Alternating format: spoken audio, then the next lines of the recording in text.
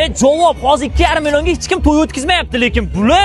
Abduzazim aka nima qilyapsiz aka? Sindirib tashlayapsiz. Aka qarang, bo'lsa o'zimizkilarga bo'lsin, yangi yo'llarga bo'lsa aka. Narx haqiqatan 2,5 millionmi? Qarang aka, kunduzi bo'ladigan xizmatlar bor-ku, challarlar, sunnat to'ylar, beshi to'ylar hammasini 2,5 million qo'yganmiz. Kamanda bilan boramiz, farq qilmaydi aka, kechqurungi bilan farq qilmaydi. Kechqurunga nechi pul? Kechqurungi 3,5 million qo'yganmiz. Yangi yo'llar o'zida bo'lsa bo'ldi.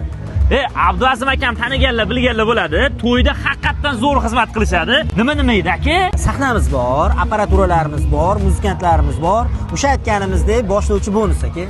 Gap yo'q. Agar boshqa sostav bilan gaplashsangiz, kamida 400, 500, 600 dollar bo'ladi. Chunki apparatlarning o'zini ham narx-navosi qimmat.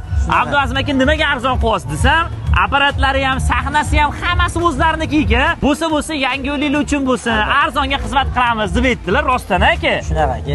Akalar, ukalar bundan foydalanib qolish kerak. Bu videoni srochna bu yil to'y qilish reja qilgan do'stingizga yoki to'y qilish reja qilgan qarindosh urug'larga jo'natib tashing. Bunaqa narxi hech qayerdan topa olmaysiz. Akam o'zlari zo'r xizmat qilib beradilar. Xudo xolis. Aka, addushinglar sog' bo'ling. bonusiga bitta raqsam tushib berasiz. Bo'ladi.